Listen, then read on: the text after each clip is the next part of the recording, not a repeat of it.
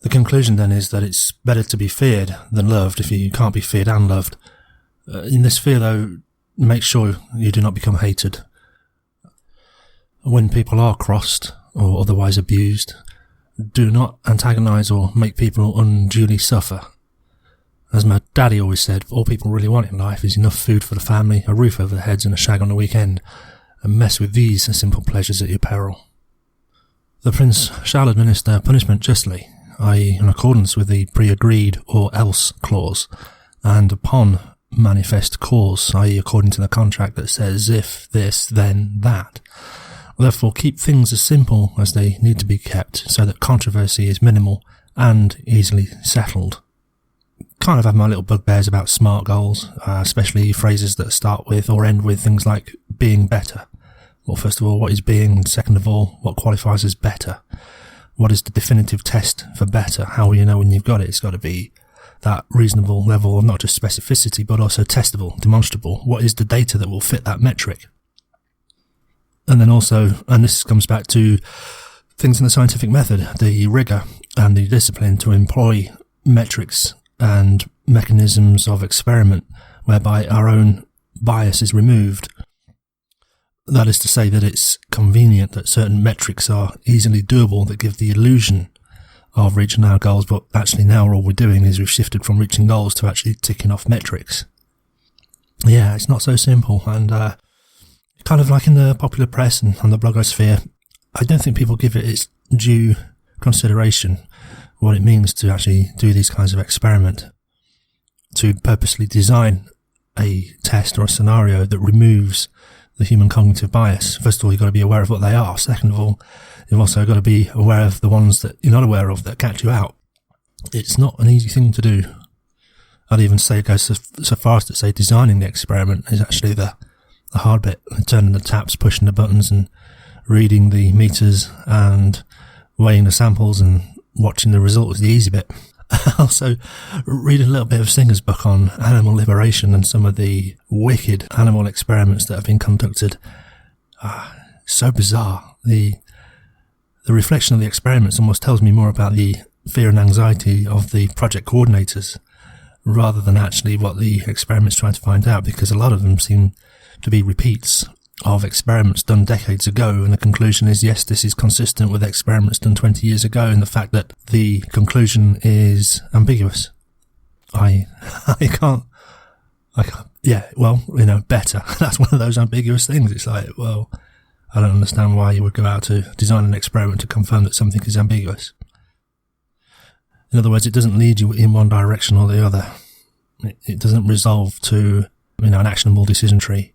Coincidentally, Machiavelli points out something quite grotesque about the nature of men. And, of course, I keep saying men, but that's how the book's written. Of course, we mean all peoples. That they will forget the killing of a sibling sooner than the forfeit of their house or property or future bequeathments. A caution, too. Reasons for taking property can always be found. It's a bit of a slippery slope. And when the prince goes down that road, eventually any reason can be found to take any property. Reasons for capital punishment are much rarer and fleeting. The implication here is to be disciplined, not to be comfy or to be lazy, but to act diligently, what we just talked about. Respond, but do not react. Always be measured and have those decision trees done. Yes, it's a lot of work. I had to pause and reconsider the story of the drunk driver that we mentioned a few hours ago, and the parents and the judge's unique approach to recompense. I have to wonder, were they afraid of forgetting the memory of their daughter, surely such a precious thing, and thereby traded their $1 million reward into a scheduled weekly reminder? There's so many angles to see this from. Being that it's obviously sensitive, I find it a bit awkward and unpleasant to even speculate as to genuine intent. And here, something for me to learn certainly, only recently, and because it's in my mind, the INTJ type have a bias towards making people around them or other people have a good experience or have a good time. It's important to INTJ types that other people's experience is as good as it can be. I only recently learned this and it explains a lot for me. I don't like upsetting people. So you'll appreciate I have a natural inclination to not be offensive and to not belittle the memory of a daughter killed by a drunk driver, or to even project onto the parents what their intentions may or may not have been. Now, I used the charged illustration, but there's many ways of looking at it. But people do the best they can under the circumstances they find themselves. Speaking of which, recidivism in prison populations, all those crimes, the actions of people who at the time, I presume, were doing the best with the resources they had at the time. Whether that was just that their best response at the time was anger or rage or frustration, and the causes of that could have been poverty, unemployment, inequality, intergenerational violence or abuse, social peer group associations, and of course, the logical conclusion of a cost-benefit analysis against the probability of getting caught. And strangely enough, another contributory factor is whether your area has a reputation for being a crime area. Yeah, history, or at least perception of history in relation to crime, carries forward. I've said it before, is it the Friedman Doctrine? When in Rome, does the Romans do? So while I'm kind of aware now that The Prince is based on Rhetorica ad Herennium, and that book was a book about how to win arguments, kind of oriented around lawful procedure, how to win in court, how to make compelling arguments. How to persuade people is really what it is. And so it considers the kind of three typical approaches to this, logic, reason, and emotion. And just as we talked about that simple example of whether we should say that the dog chased the cat or the cat was chased by the dog, we have to also be appreciative of the audience that we're talking to. So I suppose understanding people's types can be immensely useful here. So respond to their actuators rather than yours gets a much better outcome. So in simple terms, play to their egos. Everyone has a different ego, and by ego I mean kind of a primary driver of behaviour. I know ego is used as a bit of a pejorative term, and I keep asking people, what's a good definition of an ego? I think we've said it before, you only really know someone when you know what they want, or how they prioritise input and outputs. This is quite a crass way of putting it, but really what's at the base of it all is meeting people where they are, getting through their emotional baggage, as it were, finding out what they're feeling, and then lean into that to discover what their needs are. I've done a whole audio series on listening to be able to understand people, to be able to get to what their needs are, and only then can we decide if we are capable of helping them at all, or whether they even want help. This is the basis of persuasion.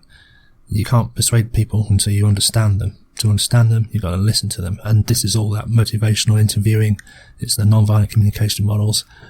Check out other audios on that. However, it depends on your intentions, whether you really are trying to get aligned with people, or whether you're taking a more robust approach to things and you're not too bothered about morals, and perhaps you want to set up a cult. That's another way of doing it. Social engineering. Some say persuasion, others say coercion, and some say manipulation. Is there a difference? I don't know. And I remember what Bernie Ecclestone said when he was asked about writing up reports and doing analysis and all that kind of jazz. And he said, yeah, that's all great, well and good. Yeah, write as many reports as you like, but only after doing the next transaction. So I suppose it's the same thing. Is it coercion, manipulation, or persuasion? You can only decide after the fact. So I don't know, maybe we shouldn't ask the question until after we've done it. But, before we do it, we don't really know what we're talking about. So that then it only becomes a what if. Consequently, in battle and in the presence of his armies, the prince must be aware that culture drips from the top down. If the prince wants the troops to be merciless, they must see a merciless and cruel prince. The army needs to be kept a very sharp instrument. Again, Bob Iger made the point of public declarations that commit the prince and therefore impress upon his minions that any action within reason that brings about the goal of the public proclamation, or is in service of it, is a valid action, sanctioned publicly by the boss, therefore unlikely to be chastised or a point of future humiliation, disgrace, or reason for being fired. It gives you a certain publicly proclaimed protection, as long as any actions you do from the point of the serf or the army are in line with the proclaimed goal. Yeah, mission statements, but just don't pay 50 grand for one. Machiavelli put it quite elegantly. He said, men love at their own pleasure and fear at the pleasure of the prince. The prince must build a foundation that is totally his and that does not belong to another. Which, by the way, I think is why stock prices have remained buoyant recently. All that zero interest rate money is being sucked up by corporations and probably borrowed against their own stock and used to buy back their own stock. By doing so, they bid up their own price, funded by cheap debt secured against their own stock. In essence, borrowing to lend to themselves seems kind of weird. Yeah, but, less accountability to shareholders at the same time. Same with all those mortgage foreclosures sitting on the bank's books. Yeah, so the only proviso in these endeavours is not to be hated. On promises, Boris Johnson, Donald John Trump. It's funny how his name has moved from Donald J. Trump to Donald John Trump, and they're now using the 3 names. I don't know if that is a little bit of a social engineering memory trigger. It's the hero always seems to have 2 names, but the villain always seems to have 3. Lee Harvey Oswald, John Wilkes Booth, John Wayne Gacy, Mark David Chapman. It's confirmation bias, surely. But if it's a trope that's out there in the back of people's minds and you want to paint that picture, it's the very nub of politics. And how to get elected. Promise all things to all people. Those that lie and cheat, but only with the tacit acceptance of the citizenry, make gains beyond the hopes of those who build upon sincerity. Honesty, how limiting. Here the prince has 2 weapons at his disposal. The thin veneer of civility that belies the ever-present threat of violence. The civility is the agreements, the law of the land, the realm of contracts and honourable performance. The violence is the or else manifest in the most horrid of ways. Truly a totalitarian state when the pretense of civility is forgone and it's just or else. Of course you're going to break your promises when elected, therefore the prince ought to know how to fight. Therefore be selective with whom you're going to break promises. Don't make promises if you can avoid it. But when you have to break a promise, be apologetic and respectful and find some excuse outside of your control. Well, we would have renewed Trident, but the last government spent all the bloody money. We're really sorry. Do not disrespect or belittle the person, though, by simply dismissing or ignoring them when you fail to deliver on your promise. Think of a good reason and let them know that you really, really did try your best. Be also selective with promises and pledges to those which you know the reason for the promise will expire or become irrelevant. So, if someone's really adamant on having a new Trident or a weapon system renewed, promise them that. But if you know that it's going to be superseded by new technology, and that new technology might be expensive, but you now have a legitimate excuse. Well, of course we'd like to have Trident, but this new stuff looks so promising and it's going to be the cutting edge of our defence policy for the next 50 years. And it's cheaper too. We just need to wait a couple of years. Machiavelli advises the prince to be a professional deceiver of men. Deceive them so well that they are willing to go along with your plans, such that they do not know they are being deceived. Reframe, recontextualise. It's the profession of marketing. I recall Top Gear once, I don't know whether you saw it, where the chaps were going to market the new Volkswagen Scirocco. It was a diesel-powered engines. The diesel Scirocco, a sports car, ruined. Quick as a flash, the ad exec came back and said, No, Volkswagen Scirocco, the sports car redefining the diesel engine. Yep, just like that. Slowly and subtly change people's perceptions and associations over time. This is what branding is. Affective conditioning, repetition, priming, maybe promising something slightly different that might give bigger returns but on a longer timescale. Who knows, maybe a war will break out before then, or a new innovation will devalue the promise so much that you will not be asked to make good on it. Be cunning, know and understand the motivations of those to whom you may need to make promises to get elected as the new prince. Know which ones you will actually have to deliver on. Any promises made that are not to your advantage need to be broken, and when the reason for that promise is no longer in effect, it may not even matter. The promise may not ever be called in. Again, make a spectacle of the broken promise, and this means employing the bright shiny object syndrome, use distraction, pull people into shorter term thinking. Better they are bitter and disappointed today that you could not fulfill their promise because of whatever calamity that you can plausibly conjure. Do not diminish them. This will breed long-term thinking and hatred and contempt that will fester to violence when they have gained sufficient resources and support. Perhaps in really difficult situations make appeasement with a very short-term need. at least allow them to save face. Don't humiliate them, don't bring them into shame. Very dangerous things to play with. Through all this, though, keep the appearance of being honest and sincere. You tried, you really did, but the treasury was empty, the plague has taken such a heavy toll, the infrastructure is worse than we thought, market conditions aren't right, we've learned of an invasion plot and need to quell that threat first, or there won't be anyone to fulfill promises to, we're facing a new existential threat, whatever. Let's be clear, and I've muddled this a bit. The priority is always to maintain power and the state. The pretense of virtue must be upheld. Whether you actually are is besides the point. I'm afraid Boris is just not a good liar, and I'm not even sure Trump cares anymore. The mask has just slipped. It seems Corbyn fell victim of actually being forthright. What happened there? I don't know what to say, really. The citizenry gets the government it deserves.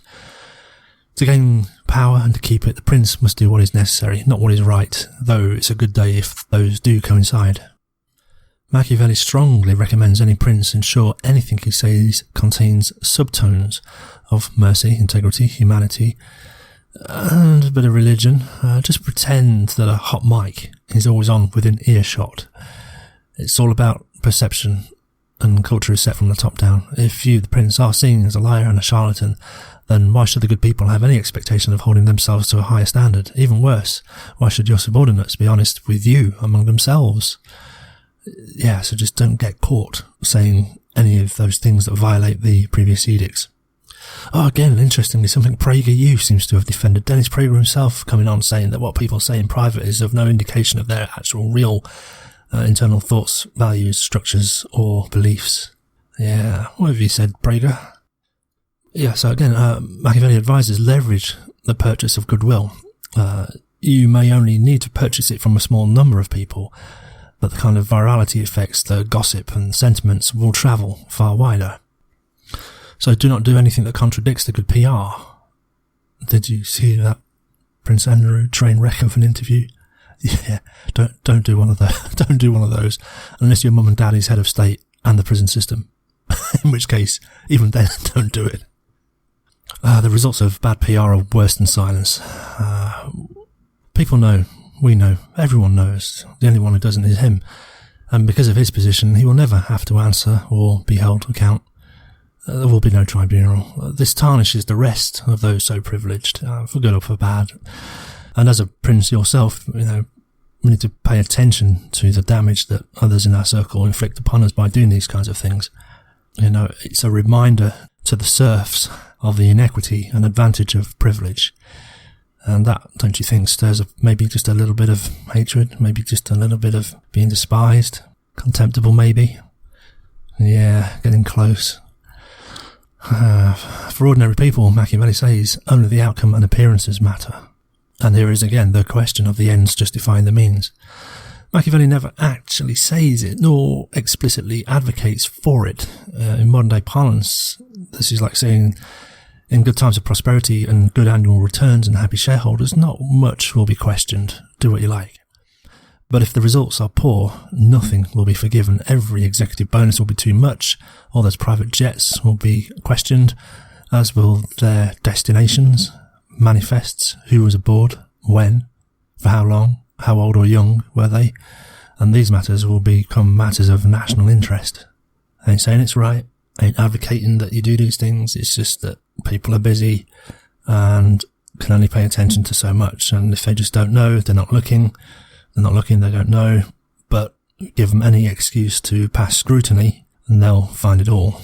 But those good times of prosperity can be events or circumstances made to seem extraordinary that would justify awful acts, such as we've seen recently in Iran.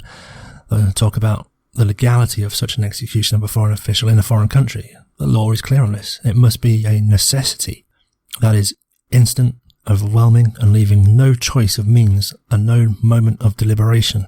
And the current thinking is that if tested, this test is unlikely to be met. But this wording is almost verbatim, as Machiavelli wrote. He said that the ends, the final result, matter when no other independent means of establishing the decision exist. No tribunals to appeal. I suppose in quotes, in the translated text it reads as, it is truly appropriate that while the act accuses him, the result excuses him. And when the result is good, it will always excuse him, because one should reproach a man who is violent in order to ruin things, not one who is so in order to set them right. Wrongness, it seems, can be attenuated under certain exceptional circumstances. Justification of immoral actions in general implies that no moral values exist. Excusing an individual immoral action maintains a belief in a system of morals, but finds an exception to such general rules in the practical conduct of an individual in a single case. I think this is the difference between ethics and morals. Again, this kind of clicked when I thought about the Myers-Briggs internal-external thing. Kind of an external and group-agreed rules, ethics, internally referenced and maintained rules, morals. So you've done bad things, broken promises, and been a general scallywag. Machiavelli has advice for us in terms of avoiding being despised and hated. You must avoid contempt at nearly all costs. As we've noted in Dweck's book and the model of nonviolent communication, violence soon follows contempt. Enthusiastically taking people's property, and forgive the expression, this is culturally ancient, but also taking the femoids from the men, also leads the town's men to hate the prince that does such a thing. Yeah, property, chattels and all that, I like to think we've moved on, but remnants are pervasive, and it's not lost to me that sections of the alt-right, MRAs and some MGTOWs and some incels have a contempt for women, and it's really bizarre because it's even blaming the wrong person. It's quite one of the infamous MRA types from YouTube. The system collapses when women are allowed to fuck freely. And then he blames the women for this. So he's blaming the institution for not controlling women, and that's women's fault. It's just totally incoherent. The strong implication is that some form of control or authority over a woman's sexual expression should be mandated. And the only reason it isn't is because, feminism? Fucking hell. Actually, it's worse than that. What's actually been advocated let's call it what it is. It's a systematic raping of women that men, I presume, get to tell women, well, not to tell, but to fuck them at the time and places as sanctioned by the state or authority, making it, by definition, non-consensual, i.e. not fuck freely, but fuck solely at the convenience of another. I mean, that's what it is, and there's people out there that really believe this. But this is the problem with defending a belief system without critical thinking. It gets into like a cultish mindset. Here we are, These far out there incels and far out there MRA types just don't see it this way. They seem to see it by allowing women to fuck freely, that the system is injured, and that this default right of access to women, as they put it, has been usurped by women and the bloody feminists. So in their mindset, they see it as a loss, something taken away, something that they had right to, something that they ought to have had has now been taken away. Something that once was indeed seen that way has now been removed. It's a loss to them. Gosh, the status quo of the Dark Ages has been rocked. Holy shit. Then it's my guess that extreme parts of these groups, MRA, MGTOWs, incels, feel this is contemptible. And what happens after contempt? Yeah, we get the first gentleman, as he called himself, go on a shooting rampage. It's really disturbing to know that some people really do think like this. Really go on shooting sprees because of it. Full dark triad. Psychopathic, narcissistic, Machiavellian. Time for another interjection. So, I wondered where they get such notions. I don't know. I think moral injury accounts for far more than we know. Moral injury is a construct that describes extreme and unprecedented life experience, including the harmful aftermath of exposure to such events. So as I say, still to come, Dave Grossman's book on killing, which gets into all this. And I think I've mentioned before the mental distress and long-term damage done to a lot of social media platform moderators who manually sift through the appalling crap some people want to upload. It's a big problem that needs looking into. And I wonder sometimes if someone sees something horrific and, to use the term, they are themselves morally injured by viewing that material, but they don't know what to do with it. They just have this thing in their head now that they kind of can't unsee. And I don't mean by any means to jest or joke about that. Perhaps they don't have a family that they can go to for fear of being punished and ostracised for viewing such materials. And thereby kind of self-blackmailed themselves. They knew they shouldn't have looked, but human curiosity, and they opened the email or went to that website and saw something quite horrific. And as I say, they get stuck with it. They don't know what to do about it. Reading a bit more into the Myers-Briggs, since it's in my mind, you have this kind of notion of introverted, extroverted, self-referenced, externally referenced, internal morals, internal judgments, external thinking, and all this kind of thing. Some people lock themselves into these kind of internal wranglings. They don't know how to express them, or it doesn't occur to them that they can express these things externally or get external judgments. They take it upon themselves to resolve it. Some types are very susceptible to blackmail. You shouldn't have watched that. Don't you dare tell anyone. They use their own breaching of their own morals as a backstop that prevents them from telling anybody, because then they'll have to admit that they were immoral in the first place by going to that website or looking at things that they ought to have not looked at. Oh, gosh, it goes so deep. Speaking of blackmail, yeah, industrial espionage, it goes on. These kinds of things go on. They entrap people. Jeff Bezos on his phone. Man, what are you doing? Even school kids these days have burner phones. What are you doing? But this is it, innit? If you're the king CEO of some high-tech, super tech company, and you get hacked, are you really going to want to tell the world that you're the CEO numero uno in a tech company and you fell for the oldest trick in the book? No, you're not going to want to tell anyone. And this is it. It happens.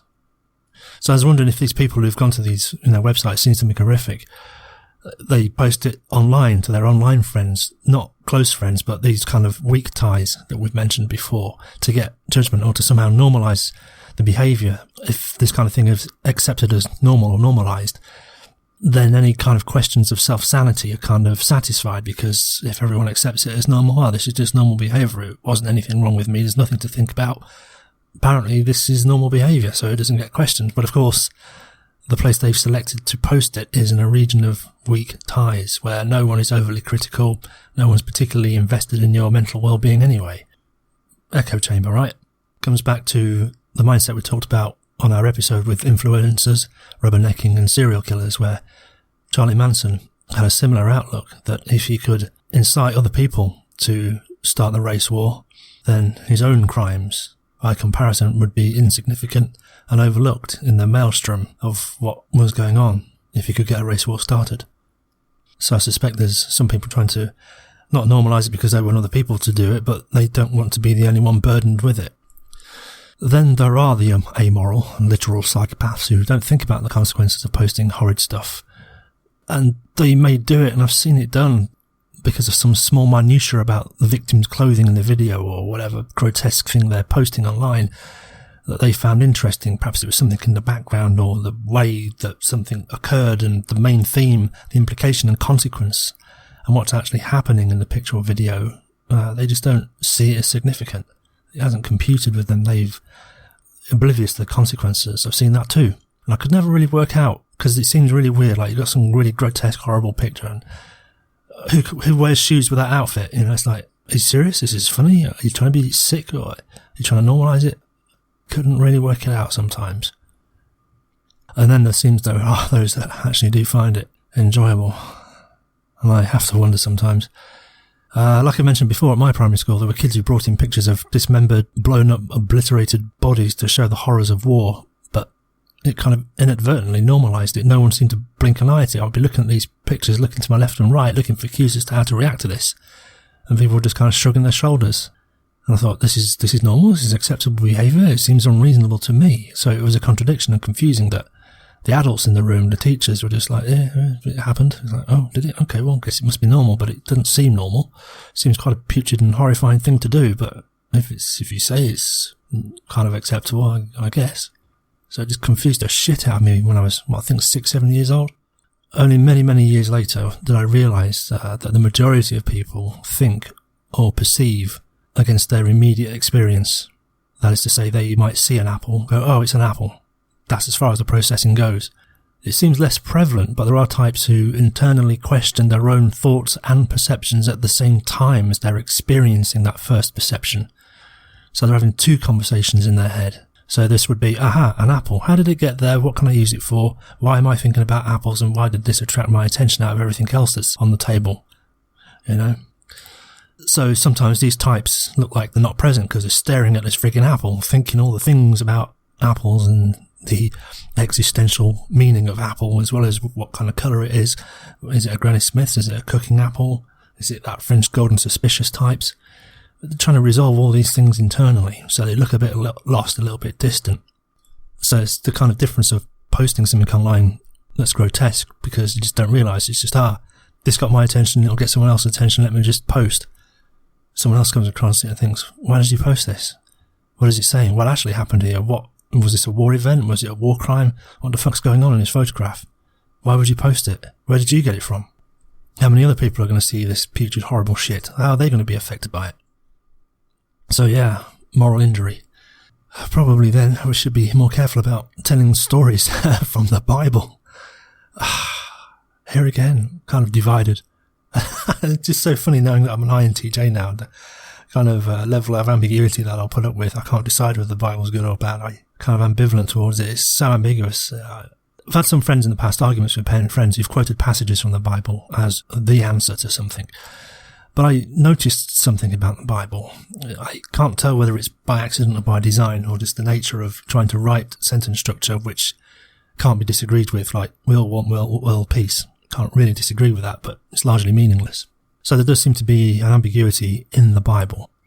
It seems to me that you could read in support of your own notions of self-interest, i.e. you can use it to justify any behaviour. Or it could be read in support of being in service to others, that is to say, it's telling me I shouldn't be so greedy, I should put others before me. I think this is the test, in a strange kind of way, if there is a test at all. Yet, the Bible scientifically got everything wrong.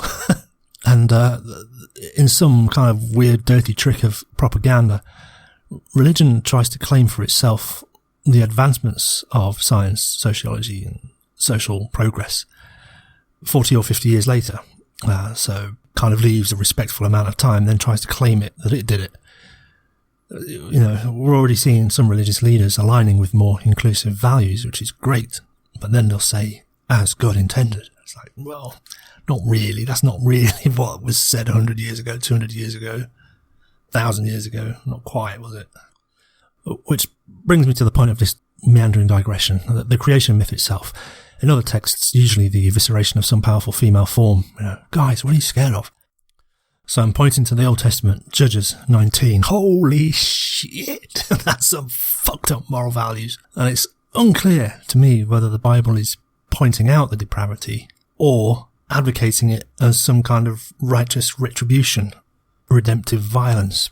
Hard to tell. I'm not a scholar. I've not read on it. But this is, again, when I'm speaking about the ambiguity, you can read it both ways to suit your purpose. I like to believe that it's... Well, let's get into it and you'll see the point. Why I've stopped short of making judgment.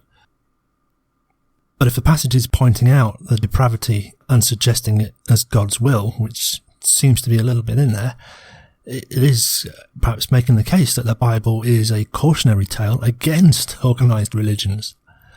But if we're maintaining that no, actually the meaning of the Bible is whatever the reader injects into it or brings with it, or only what the reader can understand and limited only by the reader's perceptions, thoughts and reason, then it's no different to any other book of tales. Yet its special status seems to mean that the stories are repeated more often, quoted more often, and believed or used as justification more often. As per Judges 19, it's a completely fucked up story. I can't get my head around it. Never thought I'd be doing Bible analysis, something I'd prefer to stay away from, but since we're here, the story, for fuck's sake, I suppose I'm going to have to go through it. I'll do it, laboured though it is, to make a point about the repugnant extremes of the MGTOW and incel and other misogynistic crap that's out there. So, are we sitting comfortably? An important man, a Levite, whatever that is, rich businessman type, I don't know, takes a sex slave from Bethlehem. Okay, yeah, I know, contentious. Maybe the arrangement was negotiated as more akin to a prostitute or escort. I don't know, mistress maybe. Some have also suggested that it's kind of like a surrogate wife where wife number one could not have children. That's a stretch. Anyway, turns out she left the fella, husband, businessman, or however you want to describe the relationship, for reasons unspecified. She returns to her father's house in Bethlehem, it seems that in this historic context, this was not the done thing. Some things never change, don't they? Yeah. What was that? Something about allowing women to freely fuck. So the Levite, the big man, went to go and get her with his best pal and 2 donkeys. And as the story goes, 4 or 5 days go by, toing and froing. It seems like a negotiation with the father was struck. Again, she having no say in the matter. And stop me when this sounds like sex trafficking. So off they went late in the day, and this and that, needed to stop over for a night, which apparently they did in territory of the Benjamin tribe. As free will would have it, Saul Codger, an Ephraimite living in Gibeah, took pity on their plight and invited them into his house. Now, it gets so frigging messy. Some apologists say that the travellers had originally gotten a cold shoulder because the locals knew that the town was full of immoral and depraved sexual perverts, and that anyone who gave shelter to the travellers would have an obligation to protect the travellers or their guests' rights from the ravages of the townfolk. Apparently they didn't want this responsibility, but if the whole town was full of raving sexual maniacs, surely any one of them would say, yeah, come to my house. So it kind of don't quite make sense. Anyway, story has it, legend has it, this is what happened. The old guy gave them shelter, and then later some men came a-knocking. And here again, it's a bit ambiguous, read it either way. It's muddled, kind of open to interpretation.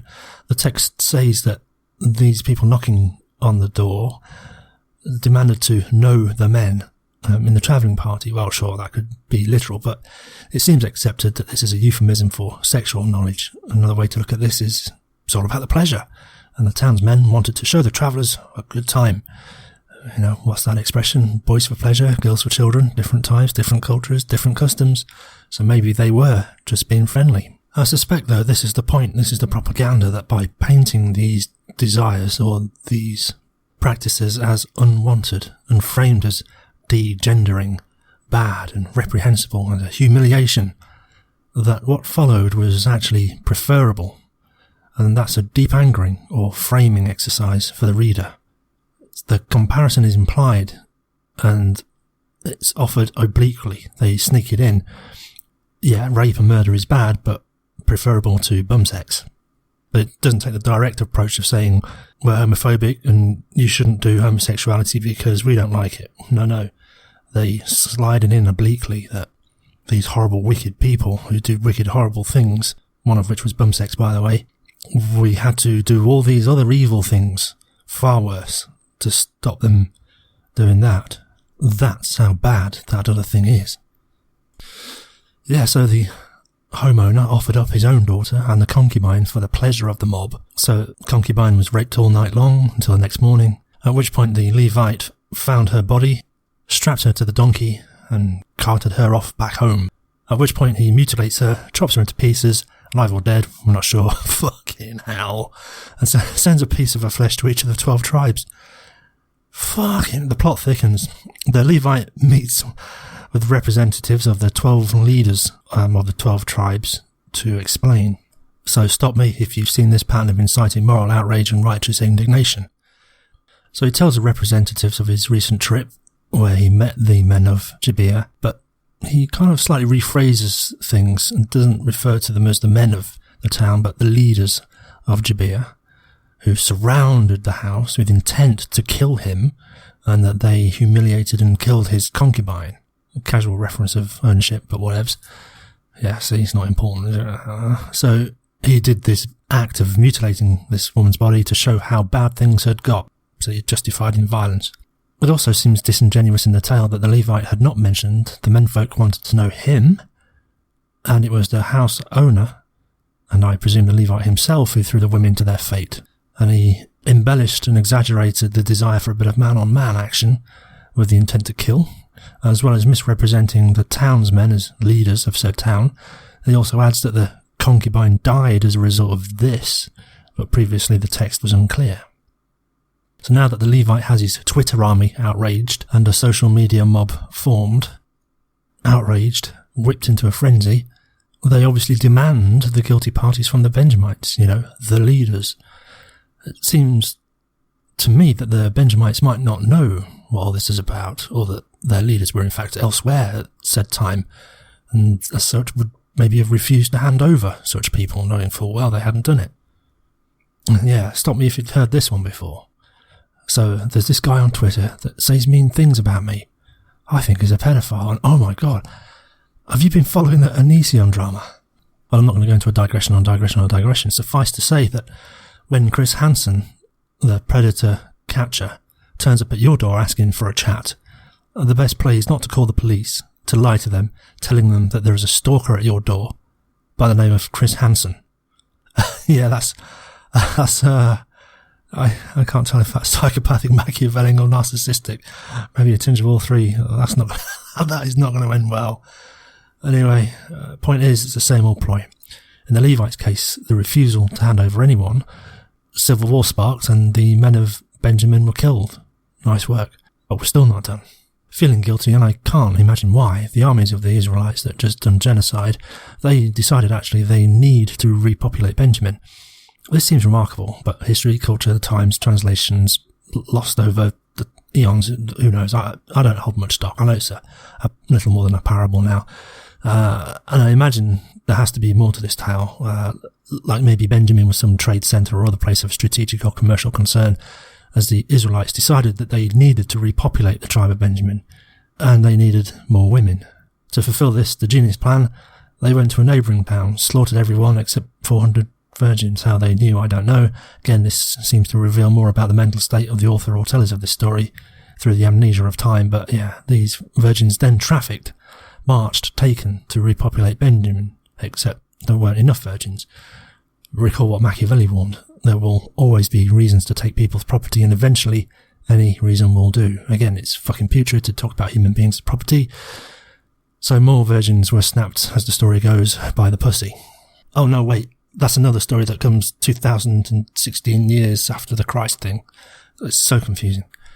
So virgins were snatched from a nearby ritual that was happening at the time, or a year later or something, and given to the men of Benjamin.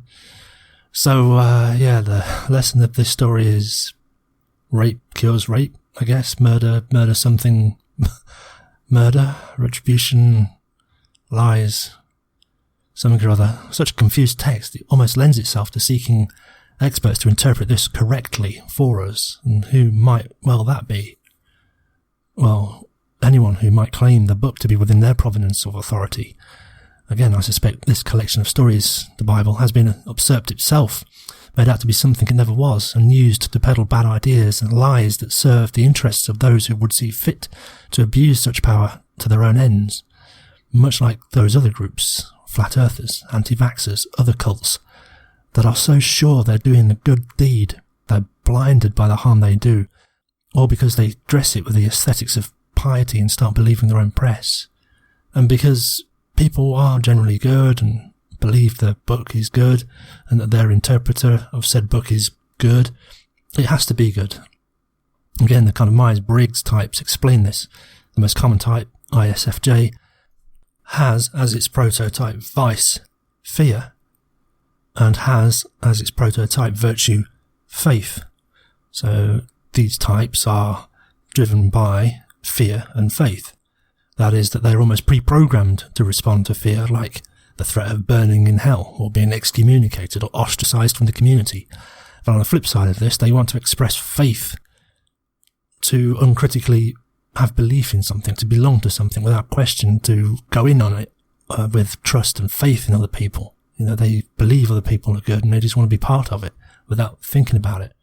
Hence they will join the church, the cult, the crusade, Scientology, Flat Earth Society, anti-vax societies, and they then will defend that system, and in retrospect, after the damage is done, will softly cry, I was only following orders. I thought I was waking up the sheeple. Now, with this warning made explicit, it may be that the story, this fable, is a warning of this kind of thinking. But those who would wish to shepherd their flock have pushed forward an interpretation that is flawed and is actually only their own confirmation bias, yet defend the cause. That the original warning of the story is missed. It is complex and subtle, but they take the surface level identifiers and use that to confirm what they already want to believe, just as the free thinker thinks that free thinking is synonymous with critical thinking. and therefore assumes that they've got it. Their interpretation is the right one, the only one. And they conclude this because they believe the conclusion was derived through critical thought, even though that was self-certified as such. The level of denial the conspiracy theorist has to go to maintain what is clearly delusional thinking. But no, it is you that is wrong, or you are being paid by some hidden agent to say that. You're a shill. They just won't let the belief go. Anything else has to be wrong to maintain their belief. It's a very, very fixed mindset. Again, something we talked about at the inception of this channel with Dweck and her book. The way I see it, some of these Myers-Briggs types, they seem to think differently. The model explains that some people think in terms of right and wrong, others think in terms of true and false, and others think in terms of good and evil. They're not the same thing to each other, yet our common assumption in language is that the other means what we think they meant by what they said. So when they say good, we think truth. When someone says truth, we think good. When someone else says wrong, we think evil or false. It just ain't so. Some people might have internal moralistic judgment about what is good to do, but that has nothing to do with or even makes it true or false. Total different analysis. And I think it's a lot of our confusion. So take, for example, a very simple one, the good book. Is it true or false? Doesn't matter, it's just the good book. So the truth about what can be proved or the falsifiability of what can be disproved doesn't matter. It's just the good book.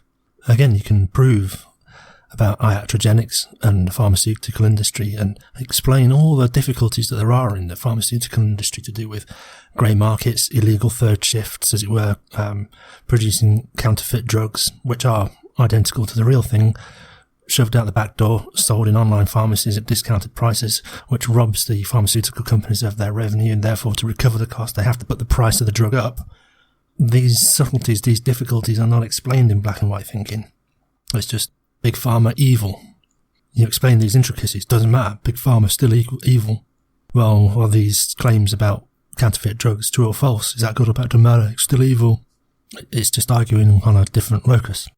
So Judges 19 passages parallel to modern-day sex trafficking is not lost on us, I hope. The young person looking for a better life, prepared to travel, do better work for it, or the runaways, or any vulnerable member of society, used, abused, dismembered, and then, in the last act of indignity, dismembered and her parts being used to incite a civil war based on lies. The concubine has many trafficked sex slaves, invisible, documentary in plain sight, has no voice, and no one will defend them. The traffickers of today will have relationships with the victims, pretending that actually this is for their benefit, or that they love their victims and thus are manipulated into positions of vulnerability. It's deceit and destruction all the way, yet I suspect we know. And there's that blind eye, the choice of will for ignorance. Best not to ask. Speaking of which, I'm amused from time to time listening to preachers interpret these stories, and they will bring up notions of good and bad, and they talk about the story of the brother offering to take the speck out of the other brother's eye, and they point out that we ought to take the plank out of our eye first, but not before proselytizing some more about the right way to interpret olden stories and what they mean, Reverend. So these preachers seem to take the stance on this particular passage, that this is what happens when you give up on the word of God. So it seems personal morals then account for nothing, and to me what they're saying is that if they themselves did not believe in God for their morals, then they would have none. I'm very wary of these people. Should they wake up one morning and be deconverted? Of course, I trust that this is not the case. Sometimes I really can't tell though. Like I say, exposure to putrid and horrific things at a young age causes moral injury. So apart from pointing out the parallels with what we've been talking about, cancel culture, lies and deceit and contempt, retributive violence, starting civil wars between factions just for giggles, the point of the story, what it seems to achieve, is to install a sense of moral injury in young people, or young adults, or people with less than well-travelled minds, is to frighten the shit out of them, and to say to them, look, this is what happens when people are left to decide their own morals. This seems to be the common interpretation of this passage, and it's used as a justification to bring about divine rule by a king or prince, and therefore, by inference, God. Therefore, you ought not to have the morals that you think are fit for your way of life, but you need to defer to the king, to the prince, to God. And in that case, that's me, because I'm interpreting this Bible for you. In other words, this is what happens when women are allowed to fuck freely. Civil war breaks out, society collapses. There are really people with YouTube channels that perpetuate this shit. For real.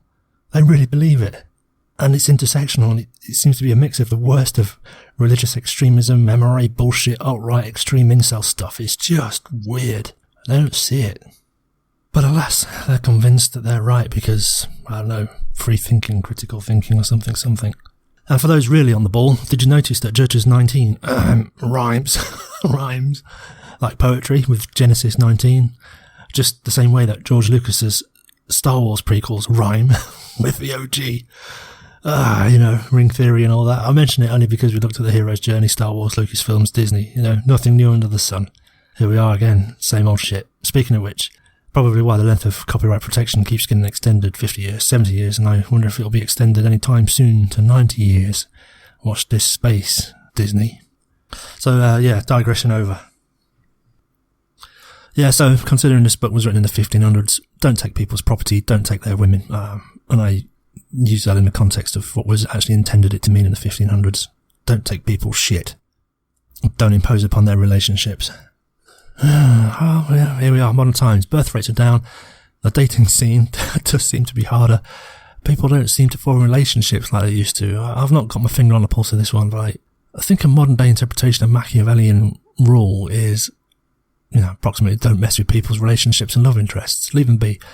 So it's good to see that LGBTQIA plus making good inroads here. Remind me again why the state thinks it has a right to tell you who you can love. I reckon in this respect, Machiavelli got it dead right. He was a bit of a humanist. That's my early claim.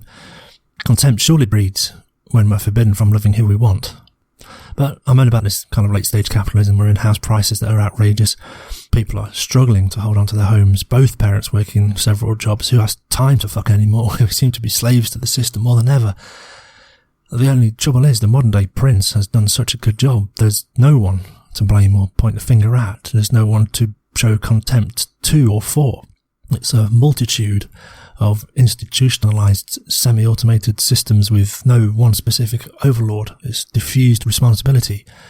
So rather than a focused point of anger or locus of frustration, there seems to be kind of malaise that seems to be pervasive. Pretty sure you will have heard of the phrases doomers, boomers and zoomers. Netflix and chill, smoke weed, binge watch the Game of Thrones and Billions. Yeah, have a short-term distraction. Endless short-term distractions. Because the future seems so fucked. Is there a future? I can't see it. Machiavelli warns that as long as you, the prince, do not remove honour or property, most men will be content. Yeah, let's put it on the record. People will generally be content under such conditions. Whereas the honour in having no viable means to feed the kids, or not the means to provide a roof. Sure, there will be a select few that have very stable lives, resources and time enough to give the prince a few troubles, but they will be so few in number. And to the masses and the few, the princes shall be despised in his actions of frivolity, non-normative gender presentation, cowardice and irresolution. The archetype remains. Blue-eyed, silver-haired, bare-skinned, tall, dark suit wearing primate is perceived as a leader, a little bit hard-talking, macho, man's man kind of deal. Perhaps as a topical exercise, have a brief watch of a few of the debates that are going on right now in the presidential election campaigns. Look at the archetypes that they're using. Strength, power, unwavering, domination, winning. And this is what Machiavelli was warning about, that prince who doesn't live up to the accepted normative gender presentation will not be a prince. A problem of reflexive feedback again. People want a change, but they want the same change. Therefore, perhaps you've noticed the dirty tricks in contemporary politicking employed exactly to achieve these ends, whereby the opposition is denigrated in the context of this expected stereotype of power archetype. Those do-nothing Dems, Shifty Schiff, Sleepy Joe, Mr. Tough Guy Bolton, Low Energy Jeb, Wacky Amorosa, Nervous Nancy, Wacky Jackie, Low IQ Waters, that one particularly disgusting. Are we getting it now? Did we see? Yes. It's that branding again. Yeah, you don't have to just advocate your own brand, you can do a bit of brandvalism from the other side, associating the other side, the fellow politician, with despisable and contemptible traits, regardless of the evidence. Just like that beer you associate with the sun-kissed beaches, easy ocean waves, refreshing, relaxed. You've seen it, the guy on the beach with the six-pack abs, the Hollywood smile, the cool beer, oh yeah, and the woman somewhere there to reinforce the notion that sexual satisfaction or sexual desire comes with a package. They don't say it. There's no evidence for it, but the association is made. Or just like recent events where there wasn't actually a call for an investigation in the Ukraine, but merely for the announcement that there was. An attempt to stir up a scandal, irrelevant of the facts, data, or truth of the matter.